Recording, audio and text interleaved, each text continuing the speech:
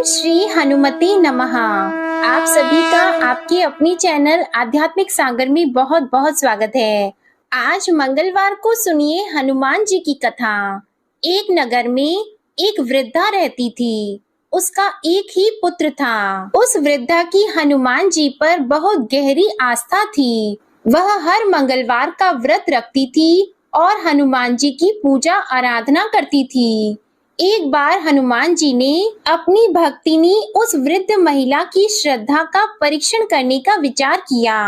हनुमान जी साधु का वेश धारण कर वृद्धा के घर गए और पुकारने लगे कि है कोई हनुमान भक्त जो हमारी इच्छा पूर्ण करे। तब आवाज उस वृद्धा के कान में पड़ी। पुकार सुनकर वृद्धा जल्दी से बाहर आई और साधु को प्रणाम कर बोली, आज्ञा महाराज। हनुमान वेशधारी साधु बोले, मैं भूखा हूँ, भोजन करूंगा, तुम थोड़ी सी जमीन लीप दो। वृद्धा दुविधा में पड़ गई। अंततः हाथ जोड़कर बोली, महाराज, लीपने और मिट्टी खोदने के अतिरिक्त आप कोई दूसरी आज्ञा दें, मैं अवश्य पूर्ण करूंगी। साधु ने 3 बार प्रतिज्ञा कराने के बाद कहा, तू अपने बेटे को बुला, मैं उसकी पीठ पर आग जलाकर भोजन बनाऊंगा। यह सुनकर वृद्धा घबरा गई, परंतु वह प्रतिज्ञाबद्ध थी। उसने अपने पुत्र को बुलाकर साधु को सौंप दिया। साधु वेशधारी हनुमान जी ने वृद्धा के हाथों से ही उसके पुत्र को पेट के बल लेटाया और उसकी पीठ पर आग लगवा दी। आग जलाकर दुखी मन से वृद्धा अपने घर में चली गई। इधर भोजन बनाकर साधु ने वृद्धा को बुलाकर कहा कि उनका भोजन बन गया है, तुम अपने पुत्र को पुकारो ताकि वह भी आकर भोग लगा ले। इस पर वृद्धा बोली, उसका नाम लेकर मुझे और कष्ट न दें। लेकिन जब साधु महाराज नहीं माने तो वृद्धा ने अपने पुत्र को आवाज लगाई। वह अपनी माँ के पास आ गया और अपने पुत्र को जीवित देखकर वृद्धा को बहुत आश्चर्य हुआ। वह साधु के चरणों में गिर पड़ी। तब हनुमान जी अपने वास्तविक रूप में प्रकट हुए और वृद्धा को भक्ति का आशीर्वाद दिया। तो प्रेम से बोले, शंकर भगवान की जय हो, बजरंग बली की जय हो। आइए सुनते हैं मंगलवार व्रत की पौराणिक कथा। एक बार नैमिषारण्य तीर्थ में 80,000 मुनि एकत्र होकर पुराणों के ज्ञाता श्री सूत जी से पूछने लगे, हे महामुने, आपने हमें अनेक पुराणों की कथा सुनाई है। अब कृपा करके हमें ऐसा व्रत और कथा बताएं जिसके करने से संतान की प्राप्ति हो तथा मनुष्यों को रोग, शोक, अग्नि, सर्व दुख आदि का भय दूर हो, क्योंकि कलयुग में सभी जीवों की आयु बहुत कम है। फिर इस पर उन्हें रोग, चिंता के कष्ट लगे रहेंगे तो फिर वह श्री हरि चरणों में अपना ध्यान कैसे लगा सकेंगे। श्री सूत जी बोले, हे मुनियों, आपने लोक कल्याण के लिए बहुत ही उत्तम बात पूछी है। एक बार युधिष्ठिर ने भगवान श्री कृष्ण से लोक कल्याण के लिए यही प्रश्न किया था। भगवान श्री कृष्ण और युधिष्ठिर का संवाद तुम्हारे सामने कहता हूँ, ध्यान पूर्वक सुनो। एक समय पांडवों की सभा में श्री कृष्ण जी बैठे हुए थे। तब युधिष्ठिर ने भगवान श्री कृष्ण से प्रश्न किया, हे प्रभु, नंद नंद, गोविंद, आपने मेरे लिए अनेकों कथाएं सुनाई हैं। आज आप कृपा करके ऐसा व्रत या कथा सुनाएं जिसके करने से मनुष्य को रोग, चिंता का भय समाप्त हो और उसको पुत्र की प्राप्ति हो। हे प्रभु, बिना पुत्र जीवन व्यर्थ है। पुत्र के बिना मनुष्य नरकगामी होता है। पुत्र के बिना मनुष्य पितृ ऋण से छुटकारा नहीं पा सकता और न ही उसका पुन्नग नामक नरक से उद्धार हो सकता है। अतः पुत्रदायक व्रत बताएं। श्री कृष्ण भगवान बोले, हे राजन, मैं एक प्राचीन इतिहास सुनाता हूँ, आप उसे ध्यान पूर्वक सुनो। कुंडलपुर नामक एक नगर था। उसमें नंदा नामक एक ब्राह्मण रहता था। भगवान की कृपा से उसके पास सब कुछ था, फिर भी वह दुखी था। इसका कारण यह था कि ब्राह्मण की स्त्री सुनंदा की कोई संतान नहीं थी। सुनंदा पतिव्रता थी, भक्ति पूर्वक श्री हनुमान जी की आराधना करती थी। मंगलवार के दिन व्रत करके अंत में भोजन बनाकर हनुमान जी की आराधना करती थी। मंगलवार के दिन व्रत करके अंत में भोजन बनाकर हनुमान जी को भोग लगाने के बाद स्वयं भोजन करती थी। एक बार मंगलवार के दिन ब्राह्मणी गृह कार्य की अधिकता के कारण हनुमान जी को भोग नहीं लगा सकी, तो इस पर उसे बहुत ही दुख हुआ। उसने कुछ भी नहीं खाया और अपने मन में प्रण किया कि अब तो अगले मंगलवार को ही हनुमान जी को भोग लगाकर अन्न और जल ग्रहण करूंगी। ब्राह्मणी सुनंदा प्रतिदिन भोजन बनाती, श्रद्धा पूर्वक पति को खिलाती, परंतु स्वयं भोजन नहीं करती और मन ही मन श्री हनुमान जी की आराधना करती थी। इसी प्रकार 6 दिन गुजर गए और ब्राह्मणी सुनंदा अपने निश्चय के अनुसार भूखी प्यासी निराहार रही। अगले मंगलवार को ब्राह्मणी सुनंदा प्रातः काल ही बेहोश होकर गिर पड़ी। ब्राह्मणी सुनंदा की इस असीम भक्ति के प्रभाव से श्री हनुमान जी बहुत प्रसन्न हुए और प्रकट होकर बोले, सुनंदा, मैं तेरी भक्ति से बहुत प्रसन्न हूँ, तू उठ और वर मांग। सुनंदा अपने आराध्य देव श्री हनुमान जी को देखकर आनंद की अधिकता से विह्वल होकर श्री हनुमान जी के चरणों में गिरकर बोली, हे प्रभु, मेरी कोई संतान नहीं है, कृपा करके पुत्र और कन्या प्रदान करें, आपकी अति कृपा होगी। श्री महावीर जी बोले, तेरी इच्छा पूर्ण होगी, तेरे एक कन्या पैदा होगी, उसके अष्टांग प्रतिदिन सोना दिया करेंगे। इस प्रकार कहकर श्री महावीर जी अंतर्ध्यान हो गए। ब्राह्मणी सुनंदा बहुत हर्षित हुई और समाचार अपने पति से कहा। ब्राह्मण देव कन्या का वरदान सुनकर कुछ दुखी हुए, परंतु सोना मिलने की बात सुनी तो बहुत प्रसन्न हुए। उन्होंने विचार किया कि ऐसी कन्या के साथ मेरी निर्धनता भी समाप्त हो जाएगी। श्री हनुमान जी की कृपा से वह ब्राह्मणी गर्भवती हुई और 10वें महीने में उसे बहुत ही सुंदर पुत्री प्राप्त हुई। यह बच्ची अपने पिता के घर में ठीक उसी तरह से बढ़ने लगी जिस प्रकार शुक्ल पक्ष का चंद्रमा बढ़ता है। 10वें दिन ब्राह्मण ने उस बालिका का नामकरण संस्कार कराया। उसके कुल पुरोहित ने उस बालिका का नाम रत्नावली रखा, क्योंकि यह कन्या सोना प्रदान किया करती थी। इस कन्या ने पूर्व जन्म में बड़े ही विधान से मंगल देव का व्रत किया था। रत्नावली का अष्टांग बहुत सा सोना देता था। उस सोने से नंदा ब्राह्मण बहुत ही धनवान हो गया।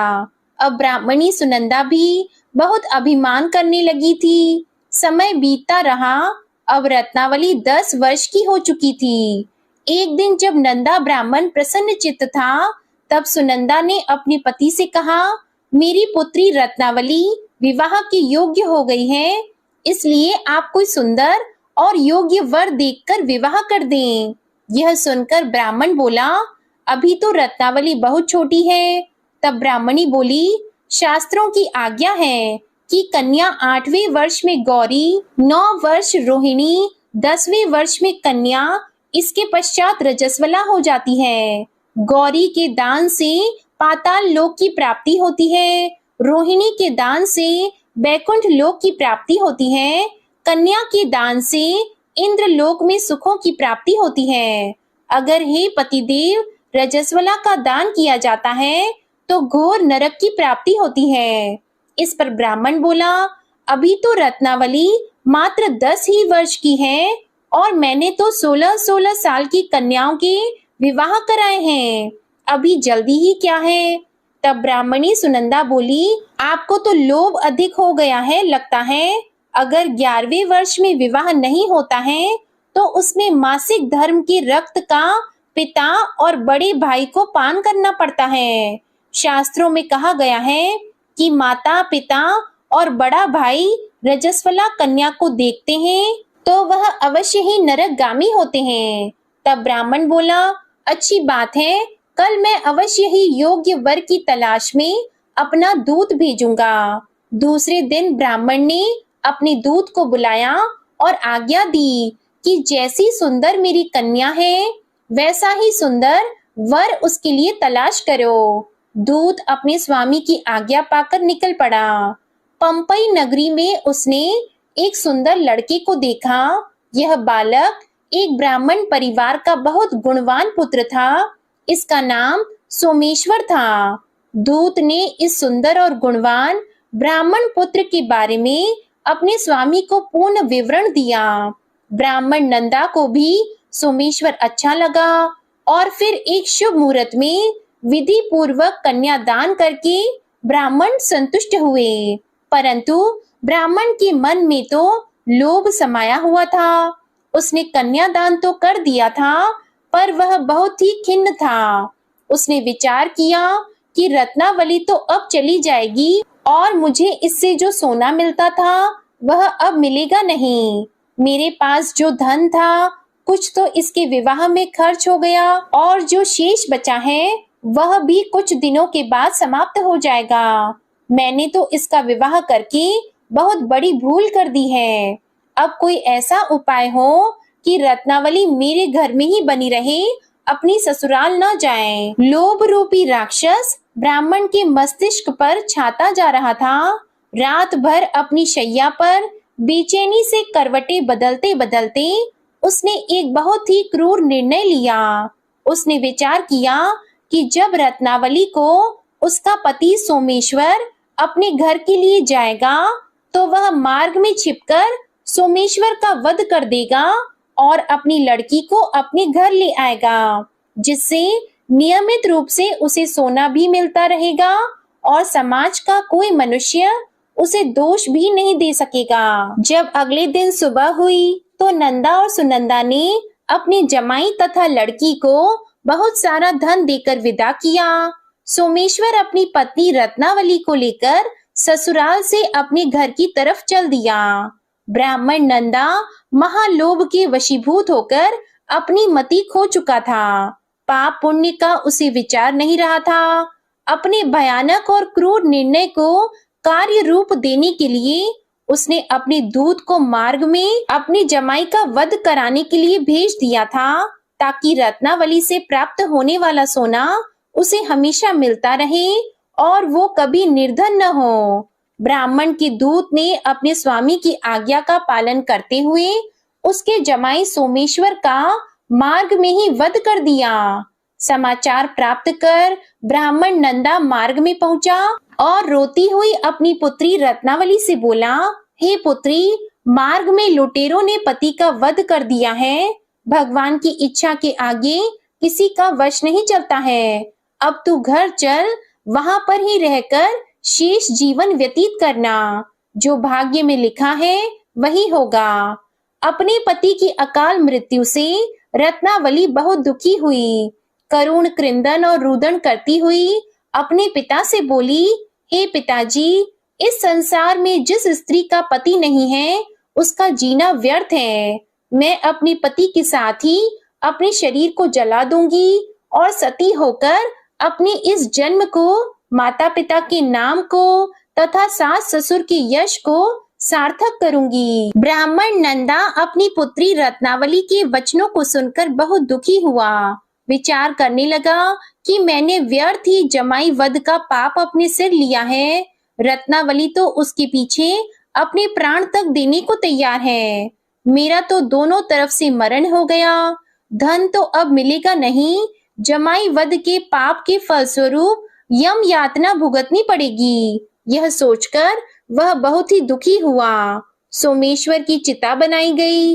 रत्नावली सती होने की इच्छा से अपने पति का सिर अपनी गोद में रखकर चिता में बैठ गई। जैसे ही सोमेश्वर की चिता को अग्नि लगाई गई, वैसे ही प्रसन्न होकर मंगल देव वहां प्रकट हुए और बोले, हे रत्नावली, मैं तेरी पति भक्ति से बहुत प्रसन्न हूँ, तू वर मांग। तब रत्नावली ने अपने पति का जीवन दान मांगा। मंगल देव बोले, रत्नावली, तेरा पति अजर अमर है, यह महाविद्वान भी होगा और इसके अलावा तेरी जो इच्छा हो वह वर मांग। तब रत्नावली बोली, हे ग्रहों के स्वामी, यदि आप मुझ पर प्रसन्न हैं तो मुझे यह वरदान दीजिए कि जो भी मनुष्य मंगलवार के दिन प्रातः काल लाल पुष्प, लाल चंदन से पूजा करके आपका स्मरण करेगा, उसको रोग व्याधि नहीं होगी, स्वजनों से कभी वियोग नहीं होगा, सर्प, अग्नि तथा शत्रुओं का भय नहीं रहेगा, और जो स्त्री मंगलवार का व्रत करेगी वह कभी विधवा नहीं होगी। मंगल देव ने तथास्तु कहकर अंतर ध्यान हो गए। सोमेश्वर मंगल देव की कृपा से जीवित हो उठा। रत्नावली अपने पति को पुनः प्राप्त कर बहुत प्रसन्न हुई और मंगल देव का व्रत प्रत्येक मंगलवार को करके व्रतराज और मंगल देव की कृपा से इस लोक में सुख ऐश्वर्य को भोगते हुए अंत में अपने पति के साथ स्वर्ग लोक को गई। प्रेम से बोलिए जय श्री हनुमान। आइए अब सुनते हैं श्री राम नाम की महिमा।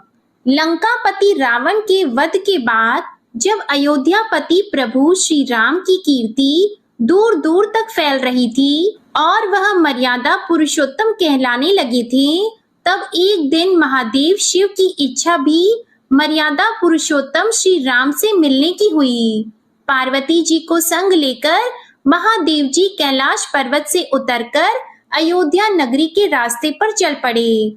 भगवान शिव और माँ पार्वती को अयोध्या आया देखकर राम जी बहुत खुश हुए। माता जानकी ने उनका उचित आदर सत्कार किया और स्वयं भोजन बनाने के लिए रसोई में चली गई।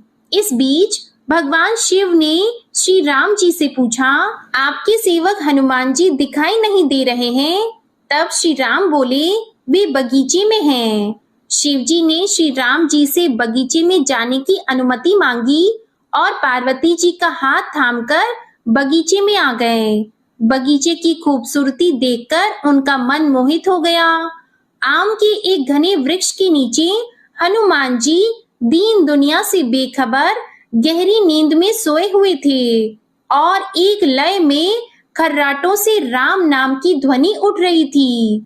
चकित होकर शिवजी और माता पार्वती एक दूसरे की ओर देखने लगे। माता पार्वती मुस्कुरा उठी और वृक्ष की डालियों की ओर इशारा किया। राम नाम सुनकर पेड़ की डालियां भी झूमने लगी थी और इनके बीच से भी राम नाम उच्चारित हो रहा था। शिवजी इस राम नाम की धुन में मस्त मगन होकर खुद भी राम राम कहकर नाचने लगे। माता पार्वती जी ने भी अपने पति का अनुसरण किया और अपने कोमल पैर थिरकाने लगी। शिवजी और माता पार्वती जी के नृत्य से ऐसी झनकार उठी कि स्वर्ग लोक के देवता गण भी आकर्षित होकर बगीचे में आ गए और राम नाम की धुन में सभी मस्त हो गए। माता जानकी भोजन तैयार करके प्रतीक्षा कर रही थी, परंतु संध्या घिरने पर भी अतिथि नहीं पधारे। तब अपने देवर लक्ष्मण जी को बगीचे में भेजा। लक्ष्मण जी तो स्वयं को श्री राम का सेवक ही मानते थे, इसलिए बगीचे में आकर जब उन्होंने धरती पर स्वर्ग का नजारा देखा तो स्वयं भी राम नाम की धुन में झूम उठे। महल में माता जानकी जी परेशान हो रही थी कि अभी तक भोजन ग्रहण करने कोई भी क्यों नहीं आया। उन्होंने श्री राम जी से कहा, भोजन ठंडा हो रहा है, चलिए हम ही जाकर बगीचे में से सभी को ले आएं। तब जब राम जी बगीचे में गए तो वहां राम नाम की धूम मची हुई थी। हनुमान जी गहरी नींद में सोए हुए थे और उनके खर्राटों से अभी तक राम नाम ही निकल रहा था। श्री राम भाव विह्वल हो उठे। राम जी ने हनुमान जी को नींद से जगाया और प्रेम से उनकी तरफ निहारने लगे। हनुमान जी प्रभु को आया देखकर शीघ्रता से उठकर खड़े हो गए। नृत्य की सभा भंग हो गई। शिव जी खुले कंठ से हनुमान जी की राम भक्ति की सराहना करने लगे। हनुमान जी सकुचाए लेकिन मन ही मन खुश हो रहे थे। श्री सिया राम ने भोजन करने का आग्रह भगवान शिव जी से किया। सभी लोग महल में भोजन करने के लिए चल पड़े। माता जानकी जी भोजन परोसने लगी। हनुमान जी को भी श्री राम जी ने पंक्ति में बैठने का आदेश दिया। हनुमान जी बैठ तो गए, परंतु आदत ऐसी थी कि राम जी के भोजन परोसने के उपरांत ही सभी लोग भोजन करते थे। आज श्री राम के आदेश से पहले भोजन करना पड़ रहा था। माता जानकी हनुमान जी को भोजन परोसती जा रही थी, परंतु हनुमान जी का पेट ही नहीं भर रहा था। सीता जी कुछ समय तक तो उन्हें भोजन परोसती रही, फिर समझ गई कि इस तरह से तो हनुमान जी का पेट नहीं भरेगा। उन्होंने तुलसी के एक पत्ते पर राम नाम लिखा और भोजन के साथ हनुमान जी को परोस दिया। तुलसी पत्र खाते ही हनुमान जी को संतुष्टि मिली और वह भोजन खाकर उठकर खड़े हो गए।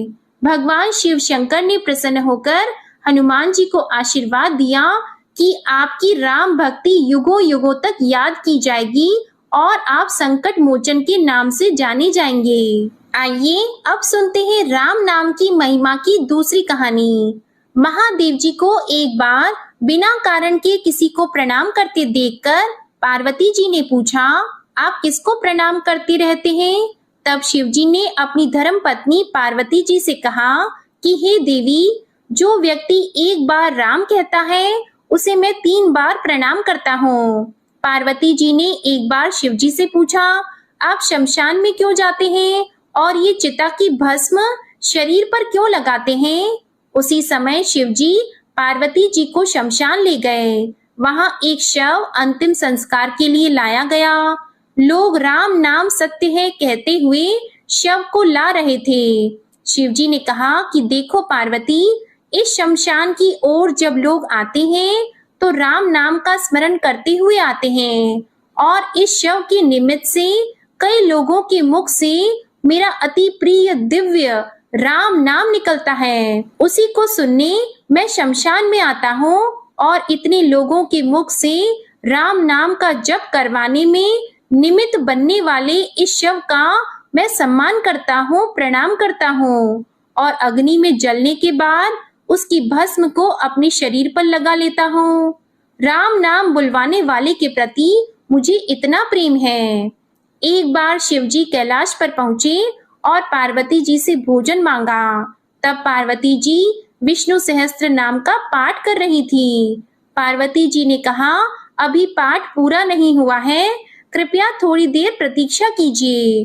तब शिव जी ने कहा कि इसमें तो समय और श्रम दोनों लगेंगे। संत लोग जिस तरह से सहस्त्र नाम को छोटा कर लेते हैं और नित्य जपते हैं, वैसा उपाय कर लो। तो पार्वती जी ने पूछा कि वो उपाय कैसे करते हैं, मैं सुनना चाहती हूँ। तो शिव जी ने बताया, केवल एक बार राम कह लो, तुम्हें सहस्त्र नाम भगवान के 1000 नाम लेने का फल मिल जाएगा। एक राम नाम 1000 दिव्य नामों के समान है।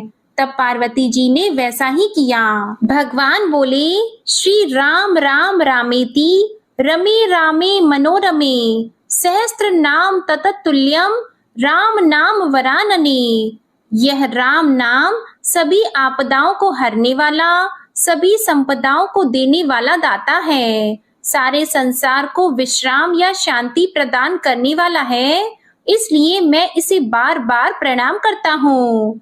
भव सागर की सभी समस्याओं और दुखों के बीजों को भूंज के रख देने वाला, समूल नष्ट कर देने वाला, सुख संपत्तियों को अर्जित करने वाला, यमदूतों को खदेड़ने वाला केवल राम नाम का जप है। इसलिए प्रयास पूर्वक स्वयं भी राम नाम जपते रहना चाहिए और दूसरों को भी प्रेरित करके राम नाम जपना चाहिए। इससे अपना और दूसरों का तुरंत कल्याण हो जाता है। यही सबसे सुलभ और अचूक उपाय है। इसलिए हमारे देश में प्रणाम राम राम कहकर किया जाता है। आइए अब सुनते हैं बिल्व वृक्ष की महिमा। एक बार नारद जी ने भोलेनाथ जी की स्तुति करके पूछा कि प्रभु, आपको प्रसन्न करने के लिए सबसे उत्तम और सुलभ साधन क्या है? हे त्रिलोकीनाथ, आप तो निर्विकार और निष्काम हैं। आप सहज ही प्रसन्न हो जाते हैं। फिर भी मेरे जानने की इच्छा है कि आपको क्या प्रिय है, तब शिव जी बोले, नारद जी, वैसे तो मुझे भक्त के भाव सबसे प्रिय हैं, फिर भी आपने पूछा है तो मैं बताता हूँ। मुझे जल के साथ साथ बिल्व पत्र बहुत प्रिय हैं। जो अखंड बिल्व पत्र मुझे श्रद्धा से अर्पित करते हैं, मैं उन्हें अपने लोक में स्थान देता हूँ। नारद जी भगवान शंकर और माता पार्वती की वंदना करके अपने लोक को चले गए। उनके जाने के पश्चात पार्वती जी ने शिव जी से पूछा कि हे प्रभु, मेरी ये जानने की बड़ी तीव्र इच्छा हो रही है कि आपको बेल पत्र इतने प्रिय क्यों हैं? कृपा करके मेरी जिज्ञासा को शांत कीजिए। तब शिव जी बोले, हे शिवे, बिल्व के पत्ते मेरी जटा के समान हैं। उसका त्रिपत्र यानी 3 पत्ते ऋग्वेद, यजुर्वेद और सामवेद हैं। शाखाएं समस्त शास्त्र का स्वरूप है। बिल्व वृक्ष को आप पृथ्वी का कल्प वृक्ष समझें, जो ब्रह्मा, विष्णु और शिव स्वरूप है। हे पार्वती, स्वयं महालक्ष्मी जी ने शैल पर्वत पर बिल्व वृक्ष रूप में जन्म लिया था। इस कारण भी बेल का वृक्ष मेरे लिए अति प्रिय है। महालक्ष्मी जी ने बिल्व का रूप धरा, ये सुनकर पार्वती जी कौतूहल में पड़ गईं और पार्वती जी कौतूहल से उपजी जिज्ञासा को रोक न पाईं। उन्होंने पूछा, देवी लक्ष्मी ने आखिर बिल्व वृक्ष का रूप क्यों लिया? आप ये कथा विस्तार से कहें। तब भोलेनाथ ने देवी पार्वती जी को कथा सुनाना आरंभ किया। हे देवी, सतयुग में ज्योति रूप में मेरे अंश का रामेश्वर लिंग था। ब्रह्मा आदि देवों ने उसका विधिवत पूजन अर्चन किया था। इसका परिणाम ये हुआ कि मेरे अनुग्रह से वाणी देवी सबकी प्रिय हो गई। वे भगवान विष्णु को सतत प्रिय हो गई। मेरे प्रभाव से भगवान केशव के मन में वाग देवी के लिए जितनी प्रीति उत्पन्न हुई, वह स्वयं लक्ष्मी जी को नहीं भाई। लक्ष्मी देवी का श्री हरि के प्रति मन में कुछ दुराव पैदा हो गया। वह चिंतित और रुष्ट होकर चुपचाप परम उत्तम श्री शैल पर्वत पर चली गईं। वहां उन्होंने तप करने का निश्चय किया और उत्तम स्थान का चयन करने लगी। महालक्ष्मी ने उत्तम स्थान का निश्चय करके मेरे लिंग विग्रह की उग्र तपस्या प्रारंभ की। उनकी तपस्या कठोरतम होती जा रही थी। हे परमेश्वरी, कुछ समय के बाद महालक्ष्मी जी ने मेरे लिंग विग्रह से थोड़ा ऊर्ध्व में एक वृक्ष का रूप धारण कर लिया। अपने पत्तों और पुष्प द्वारा निरंतर मेरा पूजन करने लगी। इस तरह महालक्ष्मी जी ने लाखों वर्षों तक घोर आराधना की। अंततः उन्हें मेरा अनुग्रह प्राप्त हुआ। मैं वहां प्रकट हुआ और देवी से इस घोर तप की आकांक्षा पूछकर वर देने को तैयार हुआ। महालक्ष्मी जी ने मांगा कि श्री हरि के हृदय में मेरे भाव से वाग देवी के लिए जो स्नेह हुआ है वह समाप्त हो जाए। तब शिव जी बोले, मैंने महालक्ष्मी जी को समझाया, श्री हरि के हृदय में आपके अतिरिक्त किसी और के लिए कोई प्रेम नहीं है। वाग देवी के प्रति उनका प्रेम नहीं अपितु श्रद्धा है। यह सुनकर लक्ष्मी जी प्रसन्न हो गईं और पुनः श्री विष्णु के हृदय में स्थित होकर निरंतर उनके साथ विहार करने लगी। हे पार्वती, महालक्ष्मी के हृदय का एक बड़ा विकार इस प्रकार दूर हो गया। इस कारण हरिप्रिया उसी वृक्ष रूप में सर्वदा अतिशय भक्ति से भरकर यत्न पूर्वक मेरी पूजा करने लगी। हे पार्वती, इसी कारण विश्व का वृक्ष, उसके पत्ते, फल, फूल आदि मुझे बहुत प्रिय हैं। मैं निर्जन स्थान में बिल्व वृक्ष का आश्रय लेकर रहता हूँ। बेल वृक्ष को सदा सर्व तीर्थ में एवं सर्व देवमय मानना चाहिए। बिल्व पत्र, बिल्व फूल, बिल्व वृक्ष अथवा बिल्व काष्ठ के चंदन से जो मेरा पूजन करता है वह भक्त मेरा अति प्रिय है। बिल्व वृक्ष को शिव के समान ही समझो। वह मेरा शरीर है जो बिल्व पर चंदन से मेरा नाम अंकित करके मुझे अर्पण करता है। मैं उसे सभी पापों से मुक्त करके अपने लोक में स्थान देता हूँ। हे देवी, उस व्यक्ति को स्वयं लक्ष्मी जी भी नमस्कार करती है जो मेरा पूजन करते हैं। जो बिल्व मूल में प्राण छोड़ता है उसको रुद्र देह प्राप्त होता है और ऐसे मनुष्य पर सदैव ही माता लक्ष्मी की कृपा रहती है और साथ ही साथ भगवान नारायण की कृपा भी उन पर सदैव बनी रहती है। प्रेम से बोलिए भगवान शिव और माता पार्वती की जय। आइए अब सुनते हैं मंगलवार को सुनी जाने वाली मंगला गौरी माता की पौराणिक कथा। कुरु देश में श्रुत कीर्ति नामक एक विद्वान, कीर्तिशाली, शत्रुओं का नाश करने वाला, 64 कलाओं का ज्ञाता, तथा धनुर्विद्या में कुशल राजा हुआ था। पुत्र के अलावा अन्य सभी शुभ चीजें उस राजा के पास थी, इसलिए वह राजा संतान के विषय में अत्यंत चिंतित हुआ और जब ध्यान पूर्वक देवी की आराधना करने लगा, तब उसकी कठोर तपस्या से देवी प्रसन्न हो गई और उससे यह वचन बोली कि हे सुव्रत, वर मांगो। तब श्रुतकीर्ति बोला, हे देवी, यदि आप मुझ पर प्रसन्न हो तो मुझे सुंदर पुत्र दीजिए। हे देवी, आपकी कृपा से अन्य किसी भी वस्तु का अभाव नहीं है।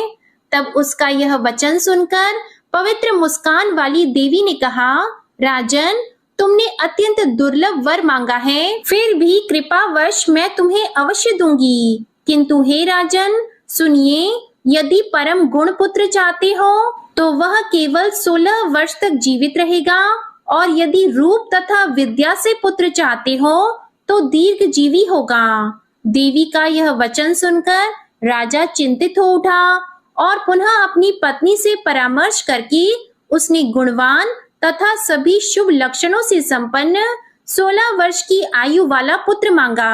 तब देवी ने भक्ति संपन्न राजा से कहा, हे नृपनंदन, मेरे मंदिर के द्वार पर आम का वृक्ष है, उसका एक फल लाकर मेरी आज्ञा से अपनी पत्नी को उसे भक्षण हेतु प्रदान करो, जिससे वह शीघ्र ही गर्भ धारण करेगी, इसमें संदेह नहीं है। प्रसन्न होकर राजा ने वैसा ही किया और उसकी पत्नी ने गर्भ धारण कर लिया। 10वें महीने में उसने देवतुल्य सुंदर पुत्र को जन्म दिया।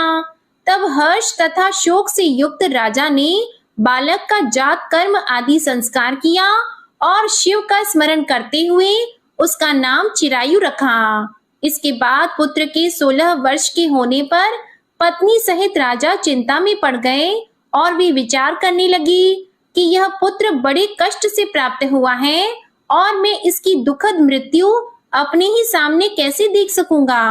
ऐसा विचार करके राजा ने पुत्र को उसके मामा के साथ काशी भेज दिया। प्रस्थान के समय राजा की पत्नी ने अपने भाई से कहा कि आप मेरे पुत्र को काशी ले जाइए। मैंने भगवान मृत्युंजय से पूर्व में पुत्र के लिए प्रार्थना की थी और कहा था कि हे विश्वेश, आप जगतपति की यात्रा के लिए मैं उस पुत्र को अवश्य भेजूंगी। अतः आप मेरे पुत्र को आज ही ले जाइए और सावधानी पूर्वक इसकी रक्षा कीजिएगा। अपनी बहन की यह बात सुनकर भांजे के साथ वह चल पड़ा। कई दिनों तक चलते चलते वह आनंद नामक नगर में पहुंचा। वहां सभी प्रकार की समृद्धियों से संपन्न वीरसेन नाम वाला राजा रहता था। उस राजा की एक सर्व लक्षण संपन्न युवावस्था प्राप्त मनोहर और रूप लावण्यमयी मंगला गौरी नामक कन्या थी। उत्तम सौंदर्य अभिवृद्धि को प्राप्त वह कन्या किसी समय सखियों के साथ नगर के उपवन में क्रीड़ा करने के लिए गई हुई थी। उसी समय वह चिरायु तथा उसका मामा वे दोनों भी वहां पहुंच गए और उन कन्याओं को देखने की लालसा से वहीं विश्राम करने लगे। इसी बीच विनोद पूर्वक क्रीड़ा करती हुई उन कन्याओं में से किसी एक ने कुपित होकर राजकुमारी को राणा यह कुवचन कह दिया। तब उस अशुभ वचन को सुनकर राजकुमारी ने कहा कि तुम अनुचित बातें क्यों बोल रही हो? मेरे कुल में तो इस प्रकार की कोई नहीं है। मंगला गौरी की कृपा से तथा उनके व्रत के प्रभाव से विवाह के समय जिसके सर पर मेरे हाथ से अक्षत पड़ेंगे, हे सखी, वह यदि अल्प आयु वाला भी होगा तो भी चिरंजीवी हो जाएगा। इसके बाद वे सभी कन्याएं अपने अपने घर चली गईं। उसी दिन राजकुमारी का विवाह था। बालिक देश के दृढ़धर्मा नामक राजा के सुकेत नाम वाले पुत्र के साथ उसका विवाह निश्चित किया गया था। वह सुकेत विद्याहीन, कुरूप तथा बहरा था। तब सुकेत के साथ आए हुए उन लोगों ने विचार किया कि इस समय कोई दूसरा श्रेष्ठ वर ले जाना चाहिए और विवाह संपन्न हो जाने के बाद वहां सुकेत पहुंच जाए। तो उन लोगों ने चिरायु के मामा के पास जाकर याचना की कि आप इस बालक को हमें दे दीजिए, जिससे हमारा कार्य सिद्ध हो जाए। इस पृथ्वी पर परोपकार के समान दूसरा कोई धर्म नहीं है। तब उनकी बात सुनकर चिरायु का मामा मन ही मन बहुत प्रसन्न हुआ, क्योंकि इसने उपवन में पहले ही कन्या मंगला गौरी की बात सुन ली थी। फिर भी उसने एक बार कहा कि आप लोग इसे किस लिए मांग रहे हैं? कार्य की सिद्धि हेतु वस्त्र, अलंकार आदि मांगे जाते हैं, वर तो कहीं भी नहीं मांगा जाता। तथापि आप लोगों का सम्मान रखने के लिए मैं इसे दे रहा हूँ। इसके बाद चिरायु को वहां ले जाकर उन लोगों ने विवाह संपन्न कराया। सप्तपदी आदि के हो जाने पर रात्रि में शिव पार्वती की प्रतिमा के समक्ष उस चिरायु ने हर्ष युक्त होकर मंगला गौरी के साथ शयन किया। उसी दिन चिरायु के 16 वर्ष पूर्ण हो चुके थे और अर्धरात्रि में साक्षात काल सर्प रूप में वहां आ गया। इसी बीच संयोगवश राजकुमारी जाग गई। उसने उस महासर्प को वहां देखा और वह भय से व्याकुल होकर कांपने लगी। तभी उस कन्या ने धैर्य धारण किया, 16 उपचारों से सर्प की पूजा की और पीने के लिए उसे दूध दे दिया। उसने दीनता भरी वाणी में उस सर्प की प्रार्थना की और स्तुति की। मंगला गौरी प्रार्थना करने लगी कि मैं उत्तम व्रत को करूंगी जिससे मेरे पति जीवित रहें। यह जिस तरह से चिरकाल तक जीवित रहें, आप वैसा कीजिए। इतने में सर्प वहां स्थित एक कमंडल में प्रवेश कर गया और उस मंगला गौरी ने अपनी कंचुकी से उस कमंडल का मुंह बांध दिया। इसी बीच उसका पति अंगड़ाई लेकर जाग गया और अपनी पत्नी से बोला, हे प्रिये, मुझे भूख लगी है। तब वह अपनी माता के पास जाकर खीर, लड्डू आदि ले आई और उसके द्वारा दिए भोज्य पदार्थ को उसने प्रसन्न मन होकर खाया। भोजन के बाद हाथ धोते समय उसके हाथ से अंगूठी गिर पड़ी। तांबूल खाकर वह पुनः सो गया। उसके बाद मंगला गौरी कमंडल को फेंकने के लिए जाने लगी। विधि की कैसी गति है कि उस कमंडल में से बाहर की ओर जगमग करती हुई हार कांति को देखकर वह आश्चर्यचकित हो गई।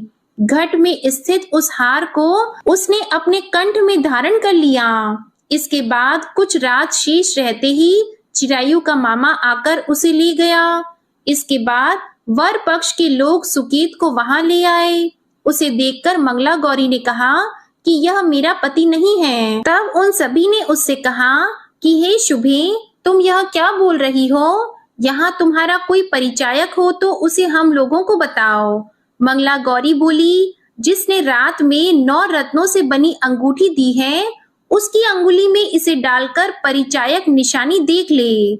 मेरे पति ने रात्रि में मुझे जो हार दिया था, उसके रत्नों का समुदाय कैसा है, उस बात को ये बताएं। ये तो कोई अन्य ही है। इसके अलावा रात में परस्पर भाषण तथा भोजन आदि जो कुछ किया गया था, उसे भी यह बता दें, तब यह निश्चय ही मेरे पति हैं। इस प्रकार उसका वचन सुनकर सभी ठीक है कहने लगे, किंतु जब एक भी बात ना मिली, तब सभी ने सुकेत को उसका पति होने से निषिद्ध कर दिया और वर पक्ष वाले जिस तरह से आए थे उसी तरह से चले गए। उसके बाद अपने वंश को बढ़ाने वाली महान यश से संपन्न तथा परम मनस्वी मंगला गौरी के पिता ने अन्न पान आदि का सत्र चलाया। उन्होंने वर पक्ष का वृतांत कानों कान सुन लिया कि स्वरूप से कुरूप होने के कारण लोगों के द्वारा किसी अन्य को वर के रूप में आदर पूर्वक लाया गया था। तब उन्होंने अपनी कन्या को पर्दे के भीतर बिठा दिया। उसके बाद 1 वर्ष बीतने पर यात्रा करके चिरायु अपने मामा के साथ यह देखने आया कि विवाह के बाद वहां क्या हुआ। तब भीतर से उसे देखकर वह मंगला गौरी अत्यंत प्रसन्न हुई और माता पिता से बोली कि मेरे पति आ गए हैं। तब राजा ने अपने स्वजनों को बुलाकर पूर्व में कहे गए सभी परिचायकों को निशानी को देकर मंद मुस्कान वाली अपनी कन्या चिरायु को सौंप दी। राजा ने शिष्ट जनों को साथ लेकर विवाह का उत्सव कराया। इसके बाद राजा वीरसेन ने वस्त्र, आभूषण आदि, सेना, घोड़े, रथ और अन्य भी बहुत सी सामग्रियां देकर उन्हें विदा किया। उसके बाद कुल को आनंदित करने वाला वह चिरायु पत्नी तथा मामा को साथ लेकर सेना के साथ अपने नगर पहुंचा।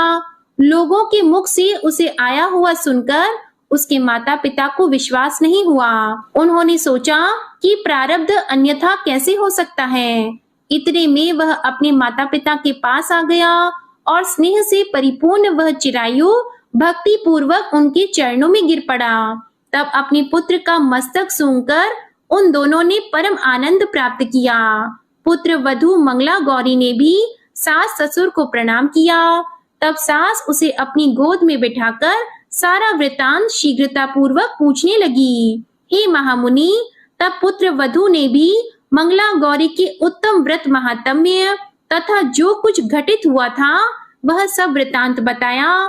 जो कोई भी इसका श्रवण करता है या जो इसे कहता है उसके सभी मनोरथ पूर्ण हो जाते हैं, इसमें संदेह नहीं है। प्रेम से बोलिए मंगला गौरी माता की जय हो। आपको ये मंगलवार व्रत कथा अच्छी लगी हो तो वीडियो को लाइक करिएगा, शेयर करिएगा और चैनल को भी सब्सक्राइब करिएगा। इसी के साथ आज आप हमारे चैनल पर फाल्गुन मास महात्म्य की कथा को भी जरूर सुनिएगा। जय श्री राम, जय हनुमान।